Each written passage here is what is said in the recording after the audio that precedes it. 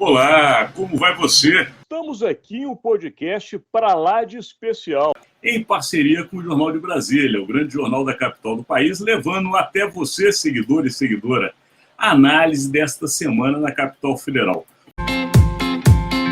O Brasil tem um modelo político e dentro desse modelo político Muitas coisas estão previstas, entre elas manifestações. Por pressão da sociedade, das organizações civis, dos próprios políticos, dos três poderes. Os principais fatos da semana, esses acontecerão no podcast que vai sempre ao ar aos sábados.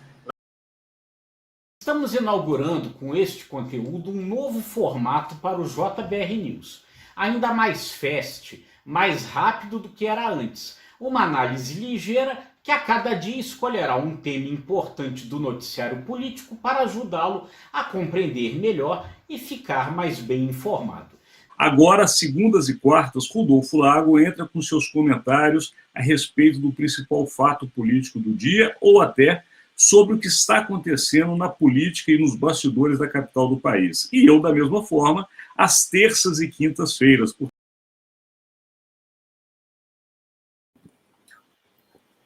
Olá, começa agora o podcast do Imagem e Credibilidade com o Jornal de Brasília.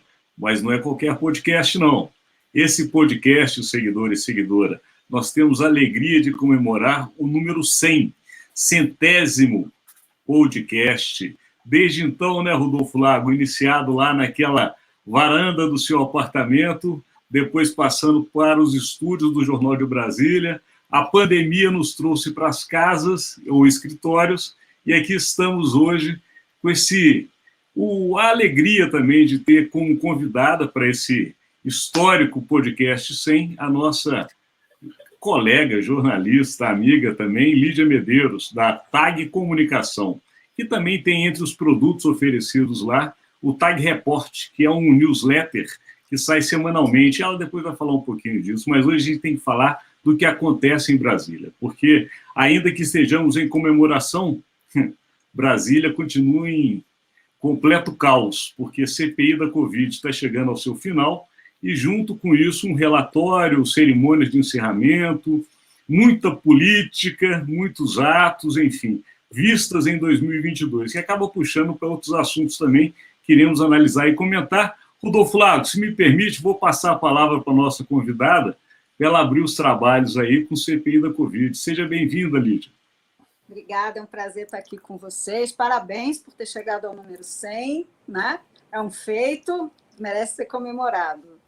Bom, a CPI está chegando na reta final, né? Foi adiada a apresentação do relatório para levar ao plenário pela terceira vez o ministro Marcelo Queiroga, né?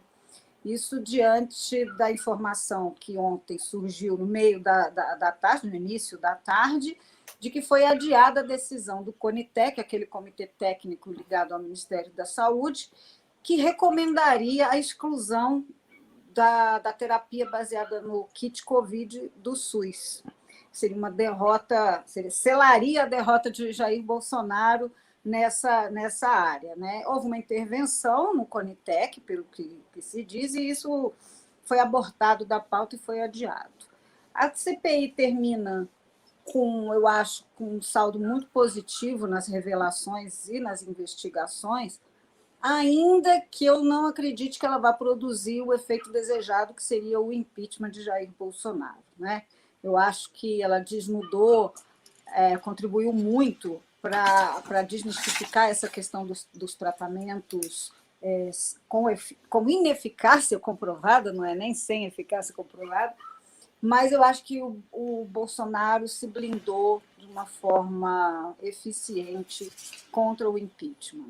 Com certeza, os resultados vão desgastá-lo na campanha eleitoral, porque 600 mil mortos serão lembrados o tempo inteiro pelos adversários, né? São 600 mil famílias que, de uma forma ou de outra, podem atribuir uma parcela de culpa ao governo Bolsonaro pelas mortes.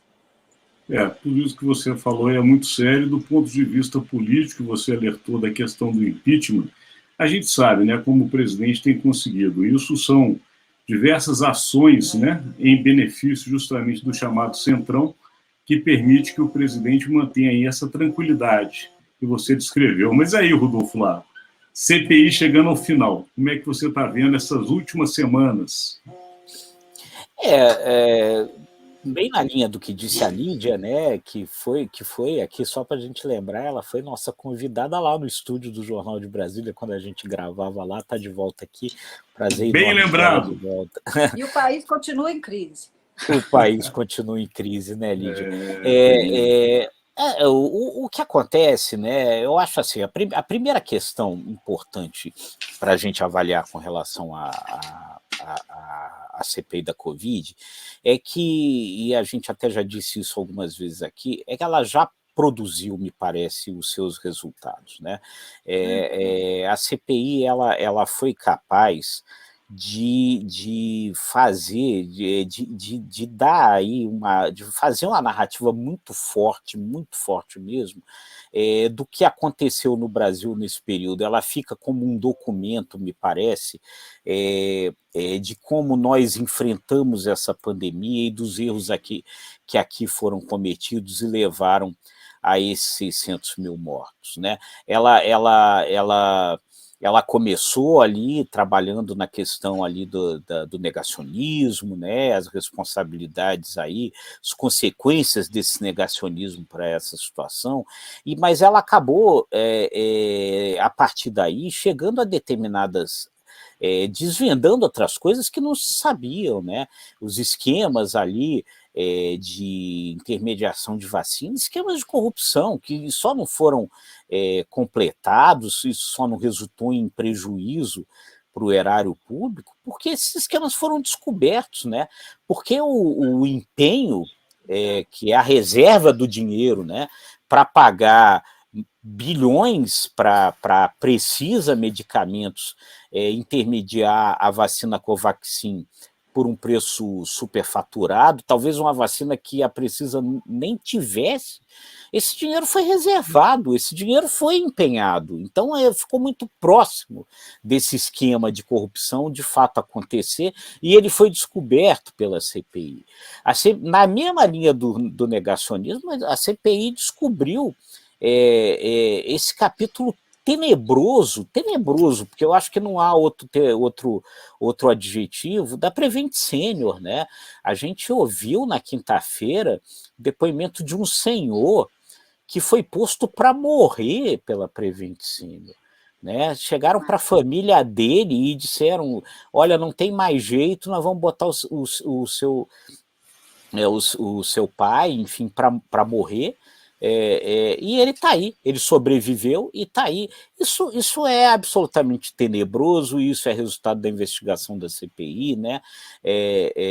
Então, sem dúvida nenhuma, a CPI ela já produz esses resultados. Agora, como disse a Lídia, a possibilidade aí do impeachment ela é muito baixa, e até eu vou dar um spoiler aqui para vocês. Que a gente está...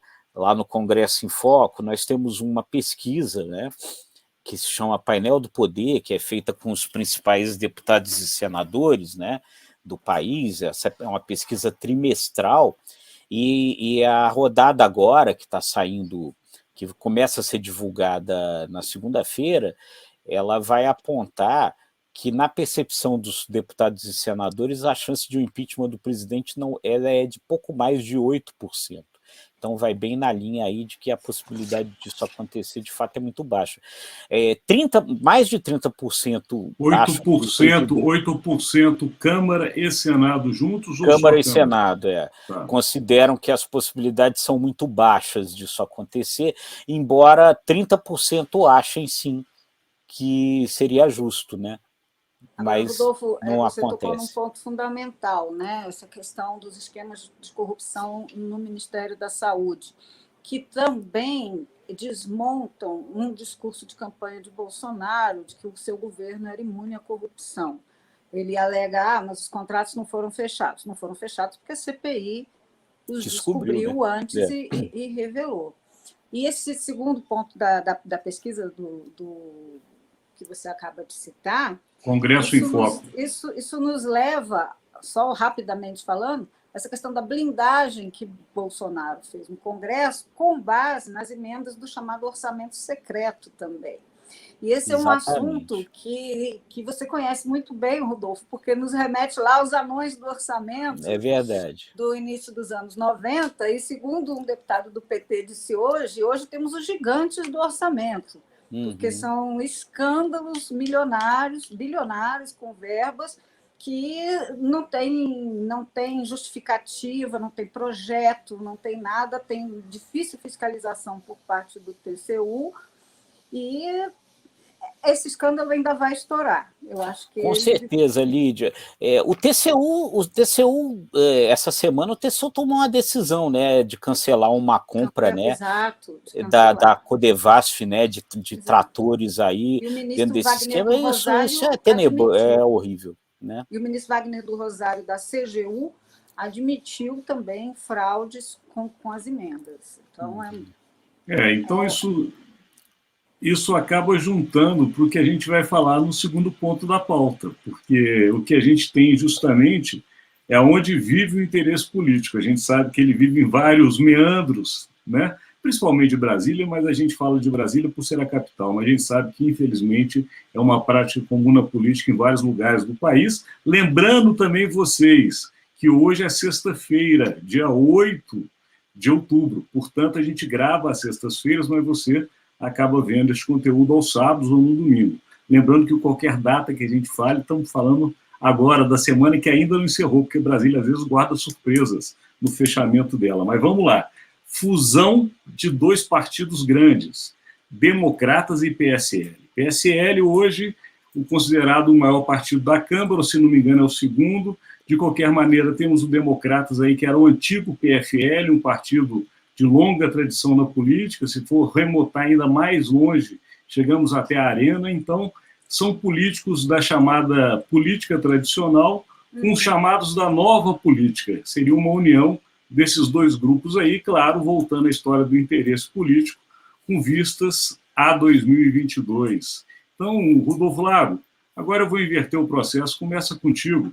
Aí a Lídia fecha para a gente essa análise, porque qual a razão hoje, além de 22, teria para que Democratas e PSL se unissem? Está contigo.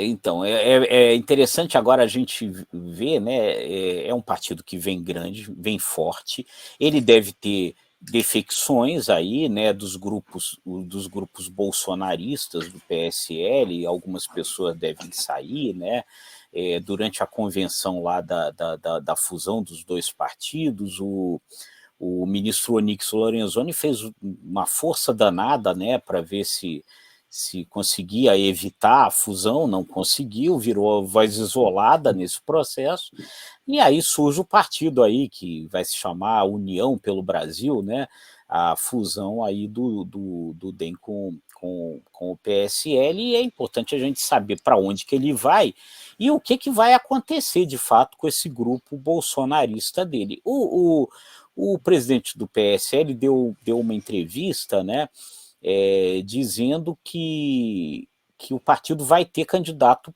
próprio à presidência da República, né? Que pode ser os nomes aí que está se falando são o Datena, né? O apresentador Datena, que é hoje filiado ao PSL. Aí falam também de nomes do DEM, né? Do Rodrigo Pacheco, presidente do Senado, do ex-ministro da Saúde, Luiz Henrique Mandetta, e falam da possibilidade do Moro, né, como também uma possibilidade aí. Mas o que o presidente do PSL, e me escapou o nome dele, gente, vocês me ajudem, que me escapou o nome dele, mas o que ele fala Luciano Bivar. Luciano Bivar, obrigado, Lídia. O que o Luciano Bivar fala nessa entrevista é que, uma vez que o novo partido vai ter um candidato próprio à presidência, evidentemente que esse novo partido não admitirá que gente apoie dentro dele, pelo menos oficialmente, declaradamente, algum outro candidato à presidência, ou seja, fazendo um convite ali, meio que para os bolsonaristas saírem. Ele diz que isso até legalmente não é possível, né? Que se você tem um candidato à presidência, você tem que na sua candidatura, na sua chapa, ela tem que estar vinculada a esse candidato, né? Mas vamos ver, né? Enfim, o que acontece. A gente também já viu muitas vezes no passado, né? Tem até um verbo para chamar isso, que é cristianizar, né? Os candidatos, os políticos não seguirem, quando isso não significa uma vantagem política, os seus próprios candidatos e irem para outros caminhos, né? Então, eu ainda meio que pago para ver se realmente esse novo partido aí vai ser 100% não bolsonarista. O que você disse aí é bem a construção política do Brasil, porque a gente tem, ao contrário de indivíduos lutando por um bem coletivo, você tem, na verdade, um coletivo pensado no benefício desses indivíduos. É o inverso da política como deveria ser. Agora, Lídia, eu vou jogar um ingrediente aí na sua análise sobre essa questão da fusão. Porque João Dória, já que Rodolfo citou a questão de terceira via, se disse, pelo menos aberto, se for escolhido do PSDB, obviamente, abrir mão de sua candidatura em prol de uma unidade da terceira via, ou seja, todos esses candidatos e mais alguns que ainda não estão, se unirem contra a dupla Jair Bolsonaro e Lula. Eu vou jogar esse ingrediente aí, se você puder também juntar na sua análise. Está contigo. Claro.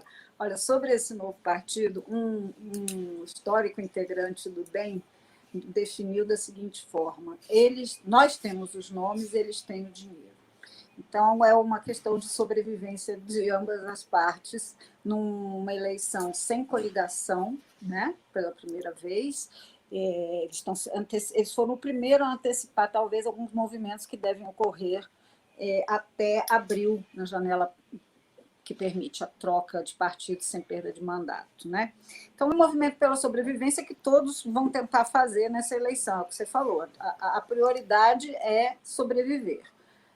E, para sobreviver, eles vão aderir a quem tiver melhores condições de ganhar a eleição. Então, não descarto também que esse partido não vai apoiar Bolsonaro, ainda que de forma informal, como já aconteceu, por exemplo, na campanha de Geraldo Alckmin, que tinha uma aliança muito grande em 2018 e foi traído por todos, amargou uma péssima colocação.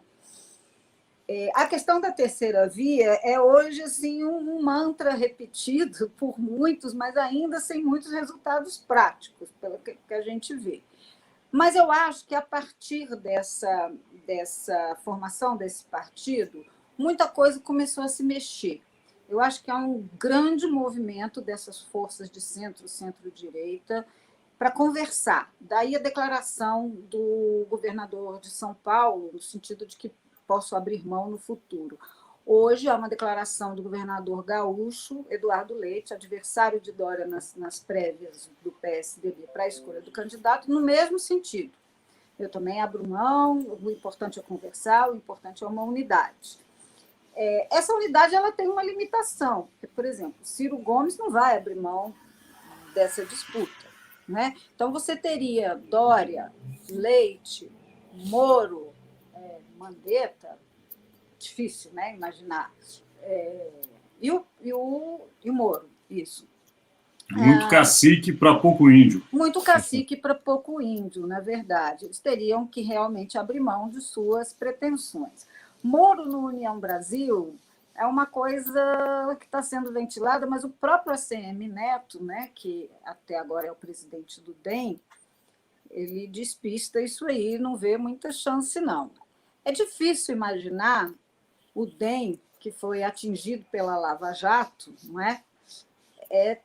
Fazer campanha para Sérgio Moro.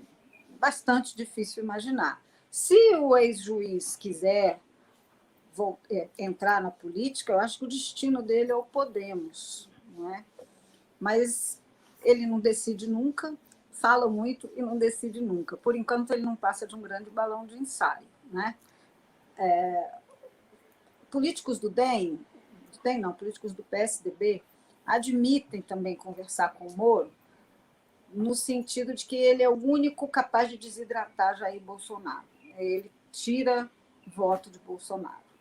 Os outros nem tanto, assim, ainda hoje, né? Mas a gente está um ano da eleição, né, minha gente? E no Brasil, um mês antes da eleição é tempo demais, né? Como se viu com Jair Bolsonaro. Então, eu acho que tem muito pano para manga para rolar, muita conversa para ser feita, mas há um campo, é um campo de conversa. Não sei se hoje as pesquisas mostram que Lula estará no segundo turno. Bolsonaro é presidente da República, tem uma força não desprezível por ter a máquina na mão, a caneta na mão, e hoje ainda o apoio do Centrão.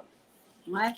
Então, todos estão se mexendo muito, e o novo partido, eu acho que é a primeira materialização dessa grande movimentação que começa a acontecer. Você falou muito bem. E essa polarização, é clara, não dá. No cenário atual, como sempre, as pesquisas não dão o dia de amanhã, dão o dia de hoje, projetado para amanhã. Mas, de fato, a disputa é Lula e Jair Bolsonaro. É difícil sair pelos números que saia uma terceira via que consiga primeiro vencer os dois, porque, na verdade, viram duas eleições para a terceira via. Na verdade, é quem vai ser a segunda via. Por aí. É mais ou menos isso. Uma aposta, mais ou menos, que é o Lula, não é? A verdade é que vai ser a segunda via. Não, Lídia. E também, só para completar, Alexandre, o Lula também quer ser o centro, ele não quer ser a esquerda. Exatamente, também se mexeu para burro nesse sentido essa semana aqui em Brasília. Eu ia fazer essa pontuação exatamente. Agora, o mais interessante, a gente falando sobre fusão de partidos, né? Nós temos um desses dois candidatos sem partido. Até hoje é um mistério para onde irá o senhor Jair Messias Bolsonaro, né? Ninguém sabe, porque até agora o partido ele não tem. Mas, de qualquer maneira, uma coisa ele tem para resolver, né? Que é a nossa terceira pauta, que é a economia. Todos nós, a gente somos seres humanos normais, brasileiros, que pagam contas e vão ao mercado. E não tem como a gente não assustar, chega a conta de luz, ela está ali em cima, vamos no mercado, o dinheiro já não dá mais para quase nada. Posto de gasolina, então, a gente pergunta se vê um saquinho de diamante quando se enche o tanque. É uma loucura. Então, chegamos no ponto do Brasil que tudo está ocasionando nessa questão. E é o grande eleitor de 2022, né? Muitas vezes se fala de CPI, se fala dos problemas de corrupção e uma série de outras coisas que tem com relação ao governo, mas o que vai pesar no final, a gente sabe na cabeça do eleitor, é a economia. Como o cara estiver posicionado lá na época da eleição, é o que vai definir para muitos brasileiros a decisão de quem vai votar. Então vamos lá, Rodolfo, agora a gente inverte novamente e fica com você, Lídia. O que você tem a nos falar aí dessa pauta economia? É isso, Alexandre. O maior inimigo do Bolsonaro na eleição é uma palavrinha que os brasileiros mais velhos conhecem muito, é essa, a inflação, acima de tudo. Porque nós chegamos a um IPCA hoje, que é o índice de inflação oficial, de 2 dígitos, de 10,25% nos últimos 12 meses. Isso é muito, não se via isso desde o Plano Real. A gente tem uma geração não sabe o que é isso, de fazer uma previsão do orçamento e no mês que vem não caber mais naquilo que ele havia estimado. Então, mas boa parte dessa inflação pode ser debitada na conta de Jair Bolsonaro, por causa da instabilidade política que ele promove desde o dia que chegou ao Palácio do Planalto, como se sabe. São sucessivas crises que afetam a previsibilidade de investimento, a segurança jurídica, que é fundamental também, as chamadas expectativas, né, como se diz no jargão econômico. Além disso, em pós-pandemia, tem outros fatores, alguns internacionais, como a crise de energia, fatores como os combustíveis, que têm um peso muito forte, como você falou, que esses são mais difíceis de serem controlados pelo governo. O problema é que não há um plano para resolver essa questão. Não há um plano. O Banco Central subiu os juros, estamos lá em 6,15, não é isso? 6,25. Mas nós estamos vivendo uma estagflação. Significa que a inflação está alta e a economia não reage. Não é? É o pior dos mundos, segundo os economistas. E é nesse mundo que a gente está caminhando para a eleição. E como diz aquela velha frase do assessor do Clinton, não é? Carvalho, é economia estúpido. É economia estúpido, é ela que manda. Bolso vazio, fome, não é? O Brasil voltou a ter fome, aquela cena trágico, terrível, de pessoas terrível. Aquilo ali disputando ossos num caminhão, é uma cena muito forte e certamente estará nas telas da propaganda eleitoral. Não temos dúvida disso. Então, é esse país que não lembrava mais do que era inflação, que Jair Bolsonaro quer entregar. Vai ser muito difícil. E seu posto de Ipiranga está bem fraquinho. Nesse momento, o ministro Paulo Guedes está sendo fritado, o que dificulta ainda mais qualquer plano para reativar a economia. Eu vou só te interromper para falar o seguinte: eu acho que o Paulo Guedes ele se acostumou com o óleo da fervura. Você sabe aquela história do sapinho que você coloca lá e começa a aquecer, ele não sente até a hora que ele está torrado? Eu acho que o Paulo Guedes aconteceu isso, porque ele está numa fritura, tem 1 ano e pouco, acho que ele acostumou com a temperatura. Ele vai sair do governo, talvez, ou vai ficar? Se ele sai do governo, Lídia, o governo, de fato, acaba economicamente, porque não tem nada, inclusive as próprias falas do presidente é que ele não entende absolutamente nada de economia. Isso é uma coisa a se pensar, quem será o sucessor na economia se Jair Bolsonaro for reeleito presidente? Mas aí é um outro assunto, né, e eu vou acabar tirando o tempo do Rodolfo também, Rodolfo Flávio. Pois é isso, fica realmente, né, é terrível, e nós vivemos isso, né? Mas lembre das suas projeções, hein, Rodolfo Flávio? Nós que somos mais velhos, né, lembramos disso, né? Inflação de 2 dígitos, voltamos para isso, né? Então, é muito complicado, né, gente? Um outro spoiler dessa pesquisa aí que a gente fez, ele vai bem nessa direção. Ela mostra ali, enquanto os deputados e senadores não acham muito provável um processo de impeachment, eles acham que o que pode realmente desgastar o Bolsonaro daqui para 2022 é essa situação econômica de fato. Isso daí fica muito claro lá para eles, porque o que acontece, né? Vamos lá, quando a gente olha na Europa, as pessoas voltando aí normalmente a um estádio de futebol, a um autódromo para ver uma corrida de Fórmula 1, andando na rua normalmente sem máscara, e aqui a gente vivendo essa situação, é mais do que evidente que a aposta que o governo fez aqui foi totalmente errada, né? Nós aqui, diante dessa ideia de que a gente devia privilegiar a economia e não fazer isolamento, e não fazer essas coisas, nós adiamos o retorno. Quer dizer, os países que fizeram isolamento social, que seguraram a onda lá atrás, que viram que o caminho era esse, e aí vacinaram as suas populações, hoje já estão muito mais próximos da vida normal do que nós, né? Inglaterra, Portugal, né? Até os Estados Unidos, né? Depois da era Trump. E nós aqui estamos amargando isso. Então, no fundo, eu acho que aonde a ficha vai cair mais forte com relação a todos esses erros cometidos aí na pandemia é no bolso das pessoas. Claro que aí todos nós aí sofremos a perda dos nossos familiares, a perda dos nossos amigos, isso daí não vai, a gente não vai esquecer jamais, né? Mas a consequência do futuro daqui para 2022 vai ser essa. Eu acho muito pouco provável, esse é que é o grande desafio, que o governo seja capaz de reverter essa situação econômica daqui até a eleição. E isso vai pesar no resultado, na minha avaliação, sabe? Vai pesar, e vai pesar também porque o presidente da República, até esse momento, ele não tem uma ação concreta para apresentar. Então, isso, de fato, está se esgotando o tempo, mas o nosso tempo também se esgotou. Então, já emenda a sua projeção, Rodolfo Flávio.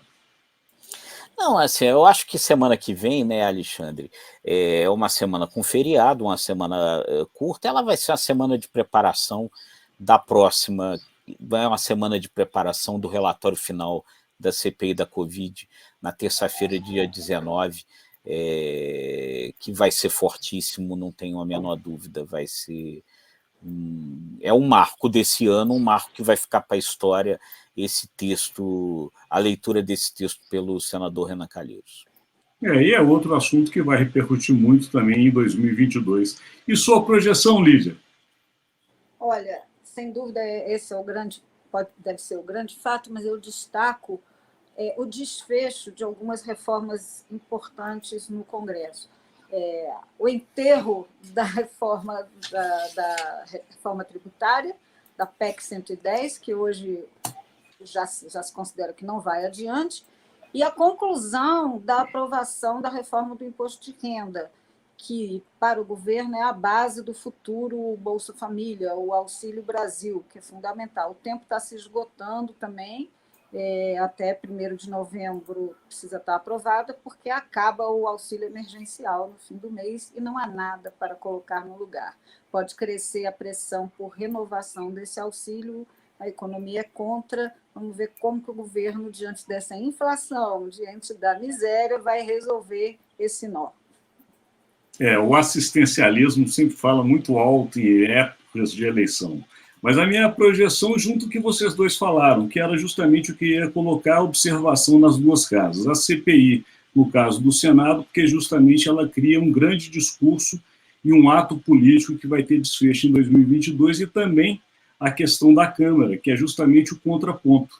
É tentar fazer avançar alguma coisa na área econômica, justamente para que a economia não afunde de vez. Então, as duas atenções para a semana que vem, não vejo nada mais além disso acontecendo, a não ser algum rompante, alguma reação do presidente da República. Por enquanto, ainda está naquele momento Jairzinho, paz e amor, ao que tudo indica, mas o temperamento dele, a gente sabe que nem sempre consegue segurar por muito tempo.